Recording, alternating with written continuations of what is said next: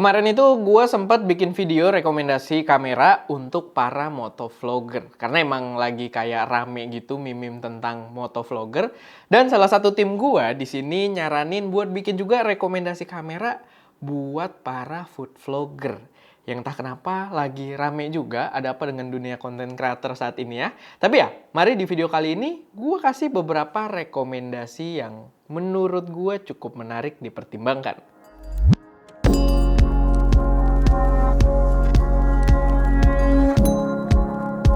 Halo semuanya, selamat datang di channel SM Media dengan gue Erwin. Dan pada video kali ini gue pengen ngasih beberapa rekomendasi kamera yang mungkin cocok buat temen-temen yang lagi mulai ngerintis atau pengen coba-coba untuk jadi food vlogger atau food reviewer.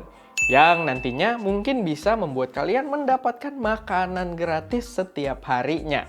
Tapi ya di luar dari itu, pastinya kalau kalian pengen jadi content creator, beberapa kamera yang gue bahas di sini mungkin bisa jadi rekomendasi yang tepat juga untuk kalian pertimbangkan. By the way, buat yang baru main ke channel ini, di channel SM Media ini kita biasa membahas tentang berbagai kamera yang digunakan untuk proses fotografi maupun videografi. Kamera dan gear-gear yang berkaitan. So buat kalian yang tertarik dan belum subscribe, silahkan jangan lupa untuk subscribe dan aktifin tombol notifikasinya.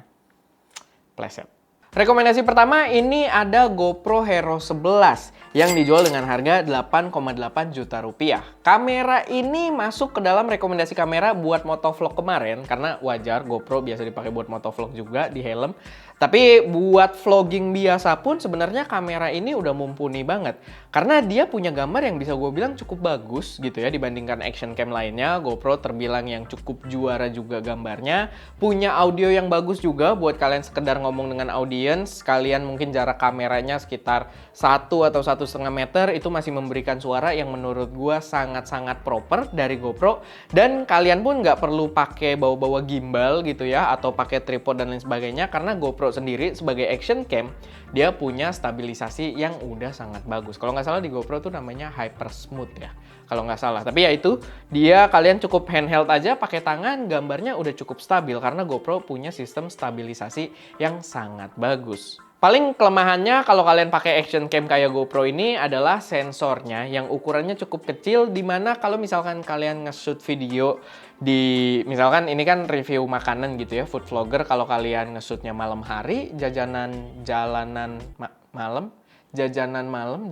pinggir jalan malam gitu ya itu akan rada suffering gitu karena ya kalau cahayanya kurang bagus sensornya juga nggak bisa menangkap cahaya dengan cukup banyak jadi gambarnya ya terlihat kurang bagus. Tapi sisanya kalau kalian berada di kondisi cahaya yang cukup bagus kamera ini menurut gue udah cukup banget buat kalian yang pengen vlogging dan nggak mau ribet. Yang kedua kalau kalian udah mulai serius pengen bikin si food vlogging ini gue merekomendasikan kalian menggunakan kamera mirrorless. Dan kamera mirrorless pertama yang mungkin gue rekomendasikan, bukan yang mungkin karena udah gue taruh juga di sini. Yang gue rekomendasikan itu adalah Canon EOS R50.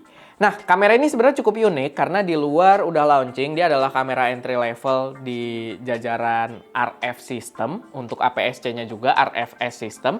Tapi kita belum tahu bakal launching di Indonesia kapan dan dijual dengan harga resmi berapa. Jadi ya mungkin beberapa poin di kamera yang satu ini belum jadi conclusion. Tapi karena biasanya gue itu kalau merekomendasikan kamera untuk content creator, itu gue biasa merekomendasikan Canon EOS M50 sebagai kamera entry level yang menurut gue cukup sweet spot juga. Cuman ngeliat Canon menganaktirikan IFM system atau jajaran lensa untuk si M50 ini yang udah nggak kelihatan ada development lagi, nggak kelihatan ada lensa baru, dari third party pun nggak ada ngeluarin lensa baru untuk sistem ini, gue jadi kurang bisa merekomendasikan, kurang bisa menjustifikasi untuk ngambil ke IFM system. Saran dari gue, kalau kalian memang pengen pakai kamera Canon, ya saran dari gue adalah ngelirik si R50 ini, R50 ini. Kita tungguin sampai dia launching di Indonesia, walaupun gue belum bisa jamin juga kapan bakal di launchingnya.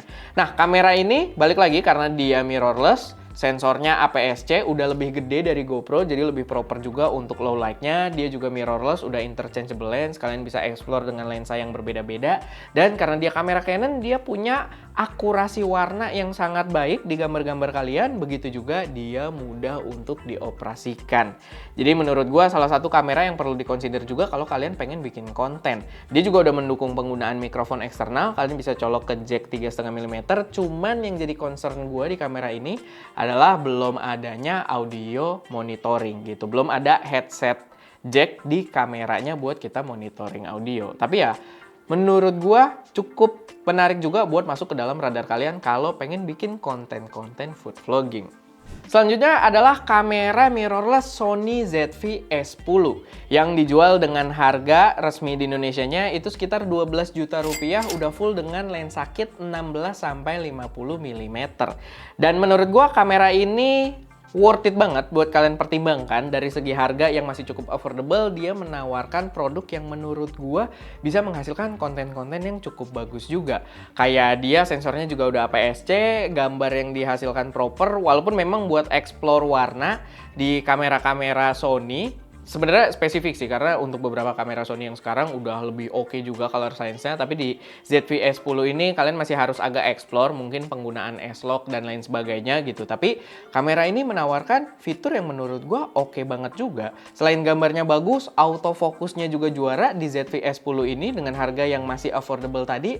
Dia juga diciptakan buat konten creator banget, karena dia punya satu fitur yang namanya itu Product Showcase, yang bakal kepake banget buat kalian para food vlogger. Jadi kalian kalau pengen nunjukin misalkan makanan atau barang gitu ya, misalkan kalian bikin konten non-food pun, itu kalian majuin kayak gini.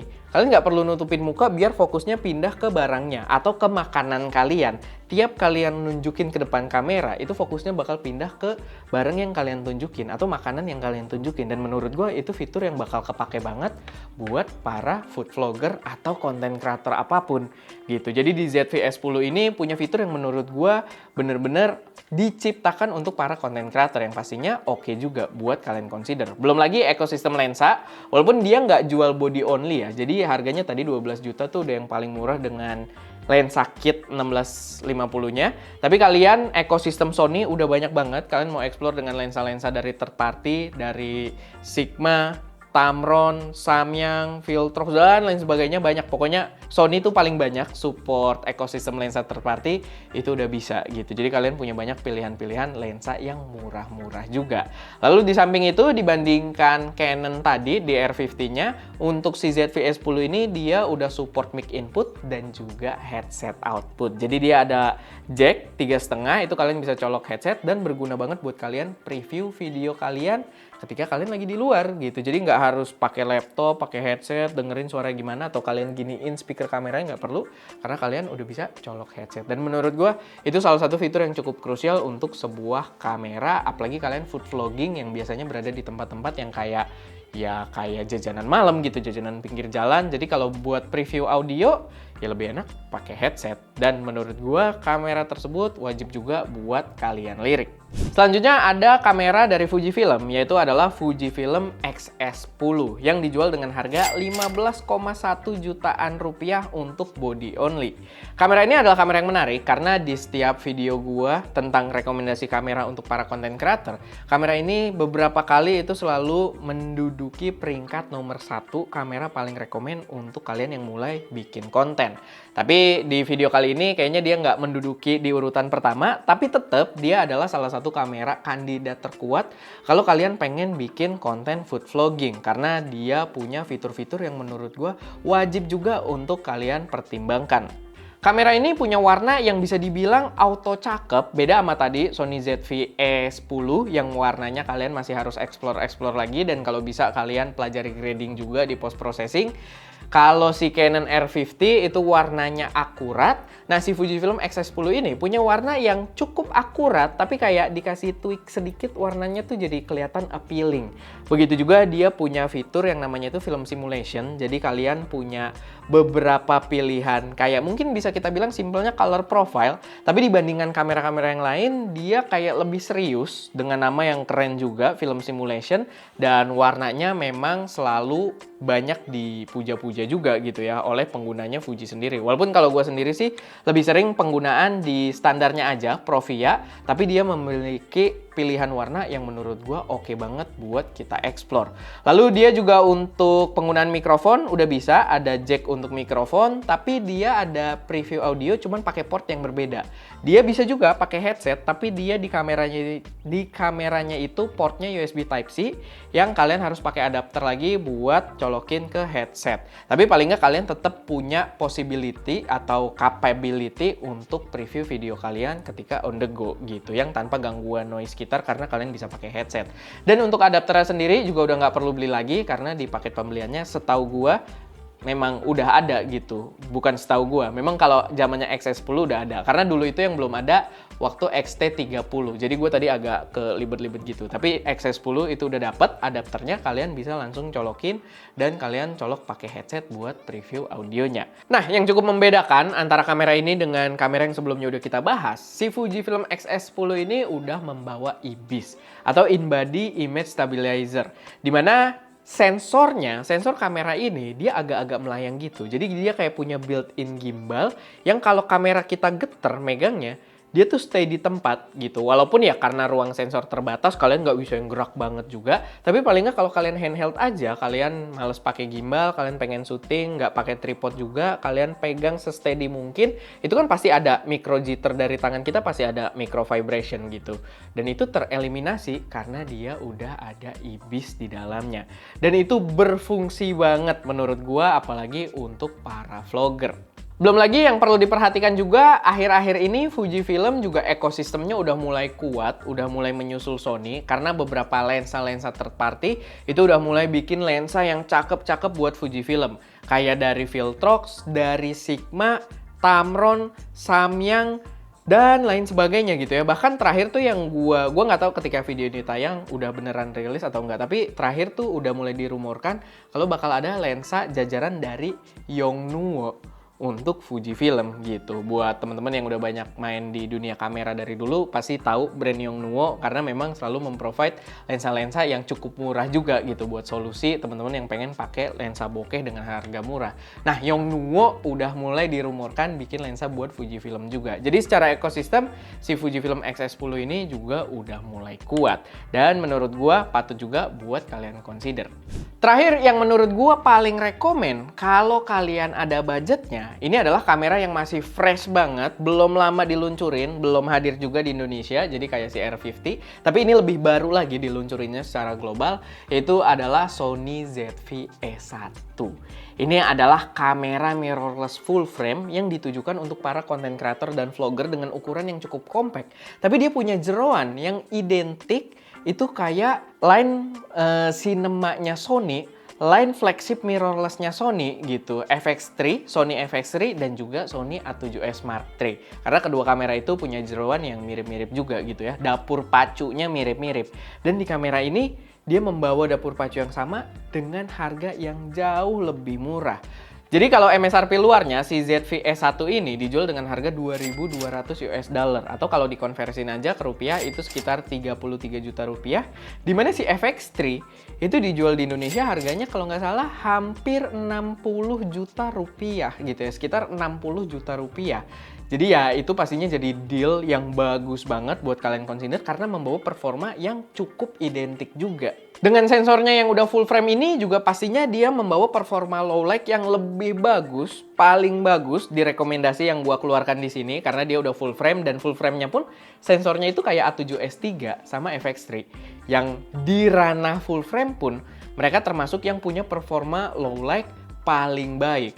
Termasuk paling baik sih, karena terakhir itu udah dihantem sama Lumix S5 ya, S5 ya, bener ya, S5 Mark II. Dan ya, tapi paling nggak ini tetap bagus gitu kalau kalian syuting di kondisi-kondisi yang cukup gelap, yang mungkin cuma ada lampu jalan, jaraknya juga lumayan jauh gitu.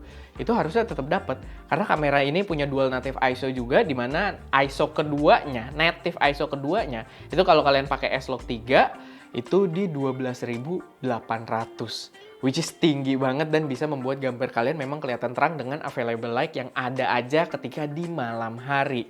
Jadi ya menurut gua jadi kamera yang oke juga buat kalian pertimbangkan. Walaupun memang harganya jauh lebih mahal dibandingkan yang kita bahas dari sebelum-sebelumnya tadi. Cuman kan yang sebelum-sebelumnya memang kamera APS-C dan ini kamera full frame. Tapi secara value menurut gue oke banget. Belum lagi kamera ini juga si ZV-E1 ini karena dia berada di jajaran ZV, ditujukan untuk para vlogger, mirip dengan ZV-E10. Di ZV-E1 ini dia juga membawa produk showcase yang kalian bisa nunjukin produk ke depan kamera, fokusnya langsung pindah ke situ. Dan bahkan lebih jauh dari itu, kamera ini udah membawa AI autofocus. Jadi autofocusnya itu diproses dengan prosesor yang berbeda, namanya AI processing. Lebih konkret lagi, lebih tech sharp lagi fokusnya. Dan banyak fitur lain juga yang bahkan nggak dibawa di kamera Cinema-nya Sony. Menunya udah lebih bagus dibanding ZV-E10, bahkan jauh gitu ya. Karena ini udah pakai UI barunya Sony, plus udah bisa beberapa touch control juga untuk exposure, pengaturan exposure triangle-nya.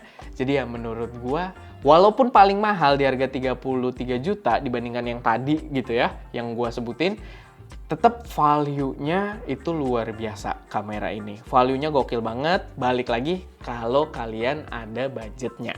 Lalu di kamera ini ada satu fitur yang menarik juga dengan nama Cinematic Vlog atau Cinevlog, di mana dia otomatis ngasih layar kalian atau ngasih video kalian tuh jadi ada bar hitam di atas dan bawahnya, bikin video kalian tuh seolah-olah pakai aspek rasio cinema 2,35:1. Dan kalian juga bisa pilih color profile di sini yang mungkin bisa bikin gambar kalian kelihatan lebih sinematik. Jadi instead food vlogging, kalian bisa bikin cinematic food vlogging gitu ya, yang menurut gue bakal menarik juga mungkin untuk dipraktekkan. Karena ya di luar mungkin fiturnya, kalau gue bahas di video yang terpisah, gue bahas agak gimmicky. Tapi ya gue yakin untuk kalian yang baru mulai buat bikin konten, itu akan memberikan kepuasan tersendiri dan memberikan karakter video yang menarik walaupun untuk sebuah vlog doang gitu. Jadi ya itu kamera yang menurut gue patut juga buat kalian consider kalau kalian ada budgetnya untuk si ZV-E1 ini. Tapi ya balik lagi, kameranya juga belum dirilis, harga resmi pastinya gue belum tahu. Tapi itu salah satu kamera yang wajib masuk dalam radar kalian. Oke, paling itu aja sih beberapa kamera rekomendasi gua kalau kalian pengen mulai bikin konten food vlogging. Ya terlepas dari jokes dari awal video ini dibuat, tapi menurut gua kamera-kamera yang gua rekomendasikan di sini tetap bisa membuat kalian buat jadi konten creator yang cukup proper gitu kan. Kalau bikin konten di luar sana ya, terlepas dari food vlogging atau vlog apapun gitu kan, wisata dan lain sebagainya, travel vlog dan lain-lain, menurut gue kalian bisa menghasilkan konten yang bagus dengan kamera-kamera yang gue sebutin di sini. Oke, paling itu aja. Semoga bermanfaat, semoga bisa memberi gambaran yang cukup jelas, dan kalau ada koreksi, saran atau pertanyaan silahkan taruh aja semuanya di kolom komentar. Itu aja, gue Erwin, di belakang kamera ada Ska, dan jangan lupa untuk berkarya.